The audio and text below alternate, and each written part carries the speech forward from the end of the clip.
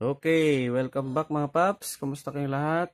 Ngayon ay ituturo ko naman sa inyo kung paano i-wiring itong mini driving light gamit ang iisang relay. Iisang relay. Tapos gagamit din tayo ng halo switch. Ayan, halo switch. Tapos on and off switch. So on and off switch. Wala tayo dito ngayon. On and off switch. So, ito yung diagram na prepare ko sa inyo. So, nung nakaraan ay tinuro ko din sa inyo kung paano i-wiring ang mini driving light natin gamit yung dalawang relay. So, ito yon. Ayan. So, naipaliwanag ko na rin yan isa-isa. At madali lang din to. Mas maganda ito actually kaysa doon sa isang relay lang. Pero, yun nga. Depende na yun sa inyo kung anong gusto nyong diagram, anong gusto nyong connection dun sa inyong motor. Pero kung standard ang pag-uusapan, ito mas maganda ito dahil may sariling switch. Walang kinalaman dito yung switch nung headlight, yung high and low ng headlight. So may sarili itong high and low switch. Okay? So dito naman isa lang yung gagamitin natin. So, hindi na natin gagamitin tong isang relay lang. Ayan, so hindi na natin to gagamitin. So, yun nga, bago natin umpisan, ipaliwanag ko lang sa inyo, ito yung battery natin. So, yung battery natin, may positive at negative. Itong negative, ito yung symbol for ground, body ground yan. So, itong positive. And then, meron tayo ditong ignition switch, meron tayong accessory wire. Meron tayong itong accessory wire natin saka lang na-activate to o nagkakaroon ng supply kapag naka-switch on yung main switch ng motor. Itong isa naman ay on and off switch. Then dito sa kaliwa meron tayong fuse. Itong fuse nyo pwede kayong gumamit ng 15 ampere fuse or mas mababa, pwede naman yan. Then meron tayong halo switch para dun sa mga hindi pa nakakalam ng halo switch, parang ganito yon. Ayan. So pag pinindot mo to, iilaw. At meron tong normally open at normally close. So makikita nyo naman yan sa ilalim eh. Ayan o, may common siya yung letter C. Tapos meron siyang NO, normally open yung nasa gitna. Tapos may NC, normally close. Tapos yung nakikita yung positive at negative dyan, yan yung para dun sa indicator lang. Na pag switch on mo to, saka lang dapat iilaw. So, iyan na yun, no? Yung naipaliwanag ko na yan. And then yung relay, so gagamit kayo dyan ng SPST, single pole, single throw na relay. So, pagka ganun ang relay na gagamitin nyo, 4 lang yung connection niya. Wala yung nasa gitna na 87A. So, ganyan lang.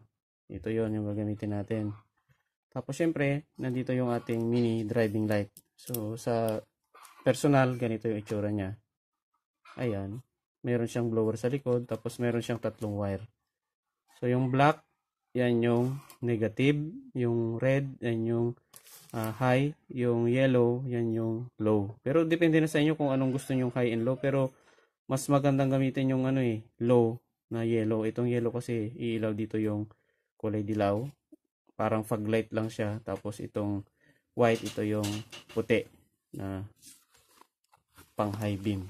So as usual, pagsasamahin nyo yung wire ng dalawang mini driving light. So yung low, isasama nyo din siya sa low.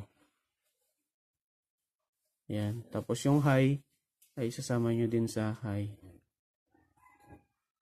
Yan. Tapos yung black, ito yon. So yan yung negative. I-body ground nyo yan or ilagay nyo sa negative nung motor. Or kahit saan nyo ilagay, pwede to. Actually, hindi lang sa motor pwede to ilagay. Kahit sa sasakyan, pwede rin. Kung gusto mo lagyan yung bike mo, pwede rin, di ba? Basta gusto mo ng ilaw, tsaka meron kang battery supply. So, dito tayo sa relay muna. So, yung 87 natin ay output high ampere side. Itong 30, ito yung lalagyan natin sa fuse. So, ilagay muna natin sa fuse. So, itong 30 natin, ito yung low ampere input.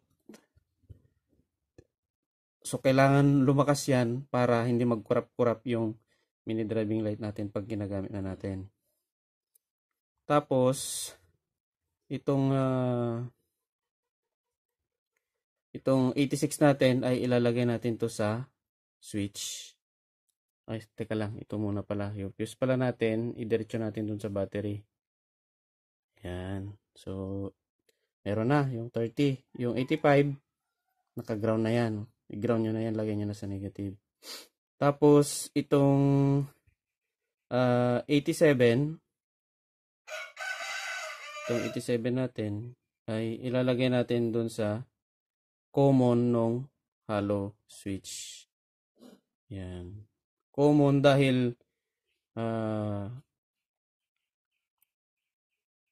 si hollow switch na yung magdi-distribute ng high and low. Yan. Itong normally open at saka normally closed, mas maganda kung yung normally closed, yung laging naka-switch ay nasa low. Lalagay nyo yan sa low. Para pagka switch on mo, yung low muna yung iilaw, hindi muna mag-high. Yan. So, yan. Nasusundan nyo ba? So, ito yung hollow switch natin. Ito yon yung wiring niya sa likod. Yan. So, common, normally open, normally closed, and positive, negative.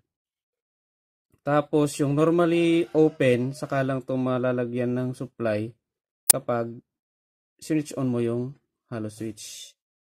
So, ilalagay natin to ngayon sa high.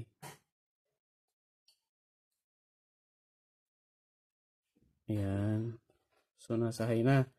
And then, yung positive, negative, ito yung para dun sa indicator. I-ground nyo na lang yung negative. Tapos, yung itong positive, pwede nyo na rin isabay dito sa common. Para kapag naka-switch on, nakailaw pa rin to. Nakailaw pa rin siya. Or, pwede nyo rin ilagay dito sa on ng switch. Ayan.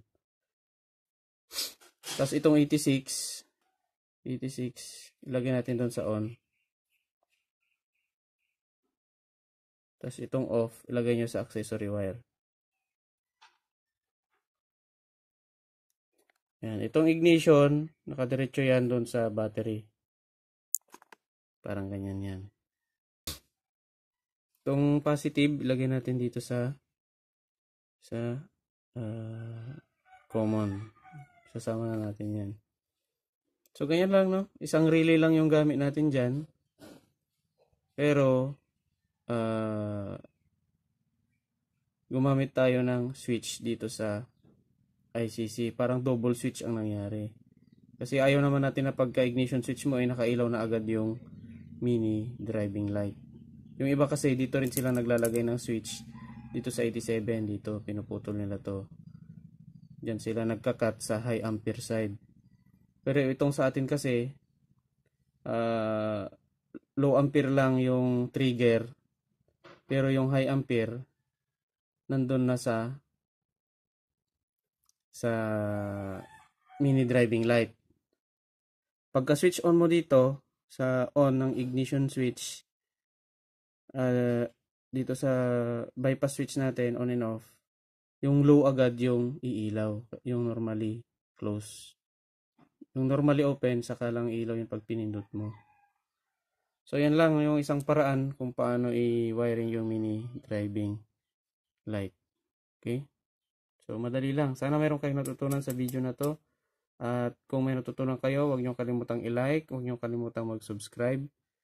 At pwede nyo ring i-share, no? Para makatulong din tayo sa iba. Yun lang. Maraming salamat. Stay safe and God bless.